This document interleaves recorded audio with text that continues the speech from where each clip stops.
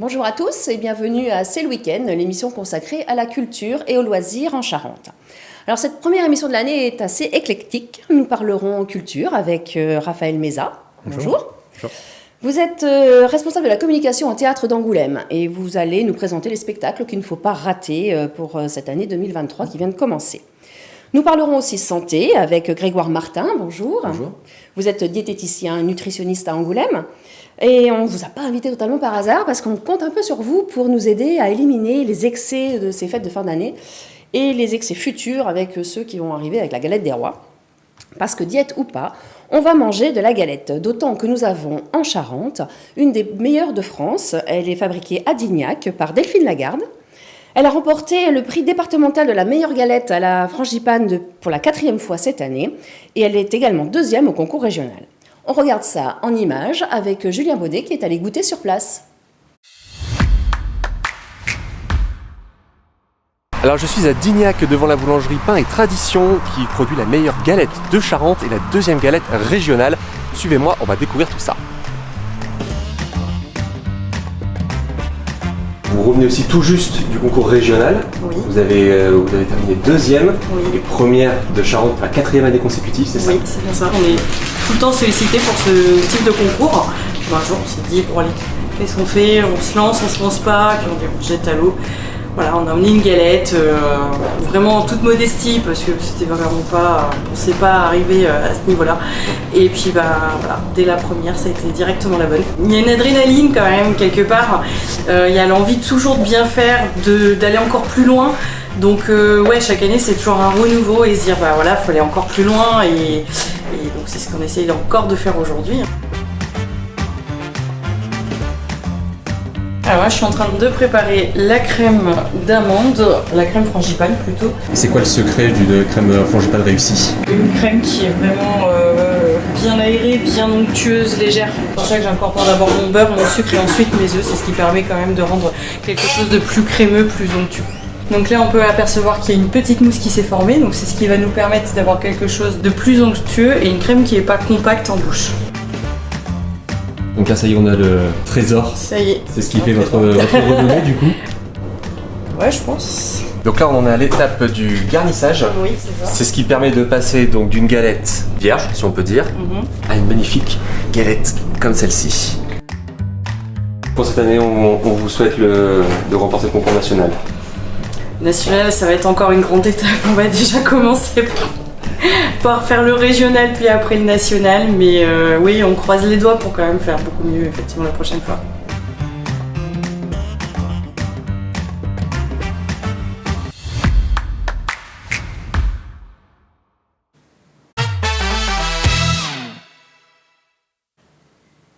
Alors Grégoire Martin, la galette des rois, on y a droit ou on n'y a pas droit? Elle a l'air très bonne d'ailleurs. On y a droit effectivement, c'est une question de parcimonie là. On sort juste d'une période où effectivement l'alimentation était un petit peu riche, un petit peu grasse, un petit peu sucrée. Donc c'est pas le moment pour manger des grosses quantités de choses grasses et de choses sucrées. Mais de façon générale, je pense qu'il faut faire appel à notre bon sens personnel et à s'écouter. C'est-à-dire que forcément, si on a eu des fêtes vraiment très chargées, bah, naturellement on va avoir moins envie de choses grasses, de choses sucrées, donc on saura se réguler soi-même. Donc on y a le droit. Avec modération. Avec modération. Et d'ailleurs, plutôt la brioche, plutôt la frangipane, laquelle est la moins calorique? Est-ce qu'il y a une règle là-dessus ou pas du tout? Peu importe. De façon générale, il faut toujours, quand on est dans le cadre d'un excès alimentaire, se poser la question, qu'est-ce que je préfère? C'est la même question qu'on me pose régulièrement pour les fromages ou pour les alcools. On me dit, par exemple, pour les fêtes de fin d'année, oui, est-ce que le champagne, comme c'est moins de degrés, c'est plus intéressant que le vin rouge, que le vin blanc, machin? On s'en fiche. Quand on est dans le cadre d'un excès alimentaire, le mieux, c'est de consommer ce qui nous fait envie. Si vous préférez la frangipane et que vous mangez de la briochée parce que vous dites que c'est meilleur pour la santé ou que c'est moins calorique, bah vous avez toujours envie de manger de la frangipane, donc ça marche pas. D'accord. Donc, celle qu'on veut. D'accord. Et le champagne, voilà, on dit souvent qu'on peut boire du champagne et que c'est moins calorique, c'est pas vrai alors, c'est pas... En fait, une dose d'alcool, si vous voulez, c'est quelque chose... Bon, alors à la maison, on respecte pas forcément les mêmes doses que dans les bars, Oui. mais une dose d'alcool, que ce soit une bière, un verre de vin, un verre de champagne, dedans, il y a le même degré d'alcool, donc on s'y retrouve à peu près toujours en termes d'apport, que ce soit en alcool, que ce soit en sucre, etc. À peu près. Donc c'est pareil.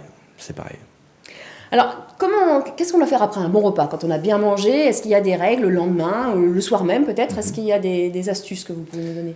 Alors, l'astuce qui est réelle, qu'on peut faire avant un repas de Noël, un repas de réveillon, etc., c'est de prendre une collation. Ça peut être la bonne idée pour pas arriver mort de faim à un repas où de toute façon, toutes les alternatives ou presque qu'on peut avoir, des fois on n'a pas forcément le contrôle sur ce qu'on mange, vont être très riches en énergie, très riches en gras, très riches en sucre, etc. Voilà la vraie astuce. Les astuces à ne pas reproduire, par contre, et j'entends ça beaucoup autour de moi ou dans ma patientèle, c'est sauter le repas d'avant. Du coup, on arrive mort de faim à un repas où on risque de prendre 2 fois plus de foie gras, etc. On se jette sur la nourriture et c'est pas bon ça. Exactement, ça c'est pas bon. Et pareil, après coup, se dire je vais sauter le repas d'après ou je vais manger qu'une seule soupe ou voilà, ça peut être une bonne comme une mauvaise idée. Une fois de plus, c'est faire appel à son bon sens et s'écouter.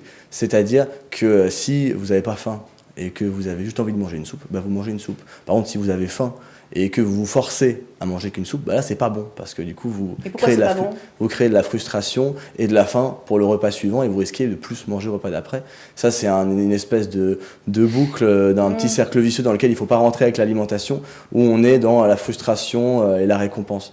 Il faut juste se dire voilà, je fais un excès alimentaire, si j'ai envie de manger moins, je mange moins, si j'ai pas envie de manger moins, je mange pas moins. D'accord, mais si on a envie de manger normalement, on mange normalement. Exactement. Et c'est le lendemain peut-être et les jours suivants qu'on va essayer de mettre en place quelque chose d'un peu plus léger. Exactement, on essaye en fait de manger de façon équilibrée. De façon générale, les fêtes on les a pas tous vécues de la même façon, il y en a qui ont plus d'excès que d'autres, il y en a qui ont un repas de Noël, d'autres qui ont des familles recomposées qui en ont 4, plus avec les collègues, plus avec les amis, etc. Donc on n'est pas tous dans le même état au niveau digestif à la fin, donc il y en a chez qui ça ne nécessite pas beaucoup de changements. Et il y en a qui sentent effectivement qu'ils sont ballonnés. Donc à ce moment-là, il faut manger un petit peu moins gras, on va limiter, on va remplacer un peu le fromage par des yaourts pendant quelques jours. On va limiter les desserts sucrés tels que la galette par exemple, au profit d'un fruit. On va éviter les corps gras à outrance dans la préparation des plats, plutôt des corps gras végétaux type huile d'olive pour les cuissons. D'accord. Ce genre de choses. Et voilà, grosso modo. Les smoothies, c'est une bonne idée pour remplacer un repas par un smoothie, par exemple, le lendemain ou pas? Non, c'est pas une bonne idée, effectivement, parce que c'est important, toujours dans le cadre d'un repas équilibré, d'avoir plein de choses qu'il n'y a pas dans un smoothie, déjà. Et il y a un phénomène de mastication. C'est-à-dire que si vous mastiquez pas vos aliments, c'est pas très bon pour votre santé, c'est pas très bon pour votre digestion. Donc il faut toujours qu'il y ait, dans la mesure du possible, du solide. L'exemple de la soupe après un repas de réveillon, éventuellement, parce que les repas de réveillon, c'est pas tous les 4 matins, mais de façon générale, il faut toujours avoir quelque chose à mastiquer pendant ces repas. Et en plus de ça, les smoothies ou les jus de fruits de façon générale, c'est considéré comme un produit sucré, parce qu'il n'y a pas les fibres végétales qui sont associées aux fruits, donc c'est pas très bon pour la santé d'en consommer en repas exclusif. Et l'eau chaude, on entend de plus en plus de gens qui boivent de l'eau chaude maintenant, même pendant le repas. C'est vraiment efficace? Par rapport à quoi? La digestion, la perte de poids? Voilà, peut-être parce que l'estomac n'est pas obligé de travailler autant que si c'était de l'eau glacée ou de l'eau froide. C'est quelque chose que j'ai déjà entendu, mais à ma connaissance, j'ai pas de preuves positives ou négatives. Si les gens y ressentent un bénéfice au niveau digestif, pourquoi pas. En termes de perte de poids, en tout cas, que ce soit l'eau chaude, l'été, les camomilles ou les choses comme ça, l'été brûle-graisse, ventre plat, ça marche pas ou très peu. Ça marche dans la tête, mais pas dans le ventre. Voilà, le fait d'avoir investi de l'argent dans quelque chose qui est censé nous aider à perdre du poids, souvent ça nous motive à suivre nos bonnes résolutions. D'accord. Les féculents, on dit souvent, ça fait grossir. On entend tout et n'importe quoi sur les féculents. C'est bien ou c'est pas bien?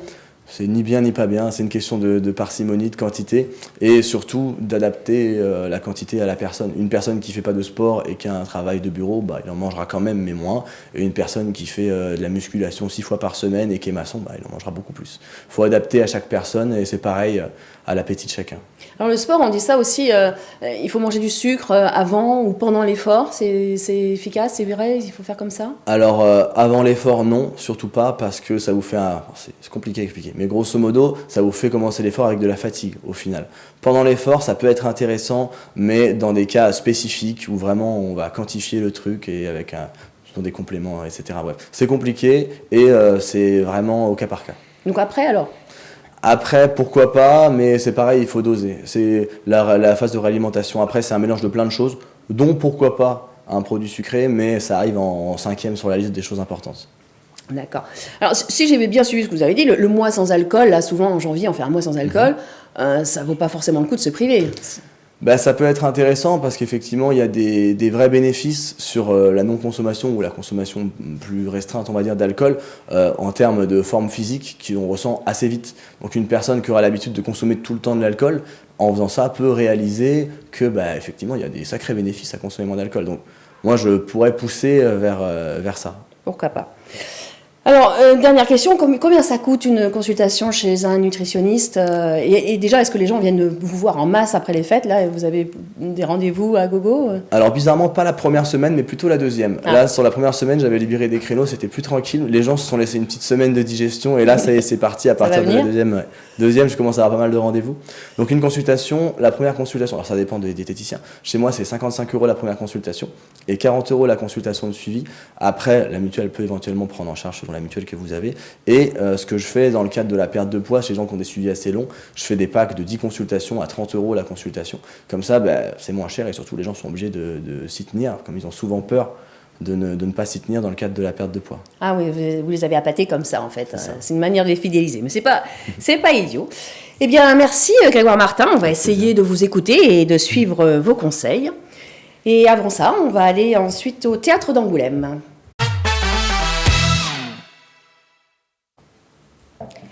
Raphaël Mézat, bonjour. Donc, enfin une saison normale au Théâtre d'Angoulême, après toute cette épidémie de Covid. Il y a plein de choses qu'on n'a pas vues, mais qu'on va peut-être pouvoir enfin voir cette année. Parce que je crois que l'année 2023 est une belle année au Théâtre d'Angoulême et le mois de janvier est particulièrement riche. Notamment avec le spectacle du 12 et 13 janvier, L'Affolement des Biches. C'est une des dates coup de cœur de votre équipe. Oui, tout à fait. L'Affolement des Biches, c'est un spectacle de Marie Levavasseur, qui est artiste complice du théâtre, donc une artiste associée. Elle est en résidence en ce moment. Elle est en résidence en ce moment. Le spectacle est créé jeudi prochain au Théâtre d'Angoulême. Et c'est un spectacle qui parle de la mort, mais d'une manière plutôt amusante, parce qu'en fait, c'est une grand-mère décède, la famille se réunit, et ce que la famille ne sait pas, c'est que la grand-mère peut les entendre, son fantôme rôde sur le plateau. Donc, la grand-mère est vraiment sur le plateau? La grand-mère est vraiment morte, enfin morte non, c'est une actrice. Elle est sur le plateau, fait la morte, et va ensuite interagir autant qu'elle peut avec les personnages, va faire des confidences au public, etc., commenter les situations. Donc c'est un spectacle sur le deuil et le besoin qu'on peut avoir de se rassembler dans un moment de deuil comme ça, mais fait avec beaucoup de légèreté. Donc voilà, c'est accessible aux jeunes adolescents. Même les adolescents? Oui, bien sûr. D'accord. Donc en effet, alors ça c'est pas forcément très gai, mais encore que si, puisque vous dites que c'est traité avec humour. Celui-ci d'ailleurs n'est pas complet parce que vous avez des spectacles qui ont été reportés, qui sont vraiment complets.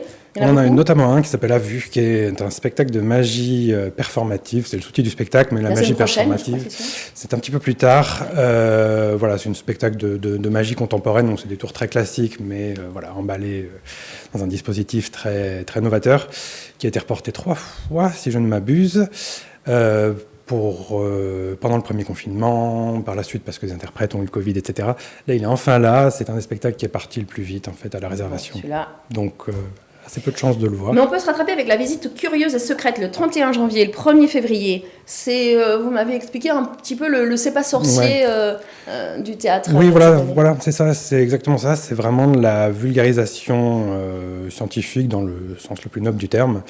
David Val, c'est un auteur qui est aussi un scientifique, et il a créé cette vraie fausse conférence sur un pingouin, un manchot, qui s'appelle Dominique. Dominique est un manchot que David Val a rencontré à Océanopolis à Brest, et il a découvert en fait que Dominique le manchot se prenait pour un humain, et les deux ont créé une sorte d'amitié qui s'est créée entre les deux, et en fait on a cette conférence d'1 heure sur la relation entre David et le manchot, qui aborde aussi des thématiques un peu plus sombres, que sont l'effondrement des espèces.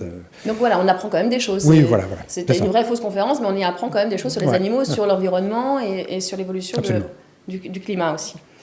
Alors, ce manchot-là s'appelle Dominique. Il y a un autre Dominique, c'est Dominique A qui vient. C'est votre tête d'affiche de l'année. Oui, parce que je pense que c'est un des chanteurs français les plus connus de sa génération. Qui a commencé dans les années 80, mais qui est encore très suivi et qui est encore très inventif, qui est aussi auteur, poète, qui est très actif dans beaucoup de champs de la création.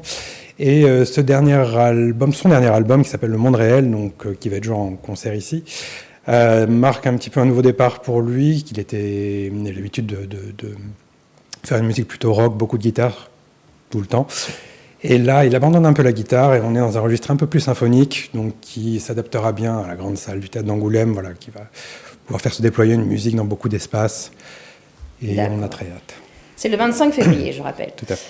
Il sera aussi un petit peu question d'actualité de l'Iran, notamment, je crois, avec le spectacle Les Forteresses, ça c'est le 4 Ouais. avril.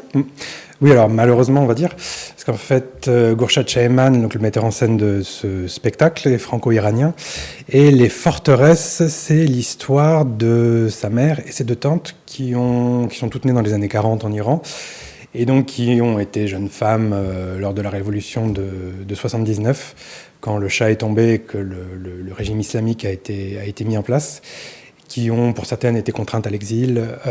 Enfin bref, voilà, Les Forteresses, ce titre a été choisi parce que c'est des portraits de femmes aguerries par la vie qu'elles ont vécue. Donc ça résonne malheureusement avec ce qui se passe aujourd'hui, mais c'est un spectacle qui a beaucoup de douceur, qui est dans un dispositif scénique dont je ne peux pas trop parler, c'est bien d'en avoir la surprise quand on arrive, D'accord. et qui voilà, qui est un des coups de cœur qui est peut-être le coup de cœur de l'équipe Le coup de du cœur théâtre. aussi. Ouais. D'accord. L'année dernière, on avait vu Les Illusions perdues dans le registre classique. Cette année, c'est l'Avare. Alors, ça sera au mois d'avril, Ouais. les 26, 27 et 28 avril. Ouais. Tout à fait. Donc ça, c'est un Avare. Alors ça, c'est vraiment un Avare pour ceux qui aiment le théâtre classique. C'est du classique, mais très très très bien fait. On est dans un décor assez monumental, avec une ambiance un petit peu western, et une troupe d'interprètes qui sont tous assez extraordinaires, qui ont une manière de s'approprier le texte de Molière qu'on a pu connaître à l'école, Ouais. voilà, qu'on pourrait penser un peu poussiéreux, mais qui, dit par eux, voilà, prend une tournure totalement réjouissante. D'accord, très bien. Et puis, il y a une petite nouveauté aussi dont je voulais que vous nous parliez, c'est une garderie. Vous avez mis en place une garderie pour les enfants pendant que les parents sont au spectacle. Comment fait. ça fonctionne? Alors en fait, c'est sur certains spectacles qui sont soit le vendredi, soit le samedi.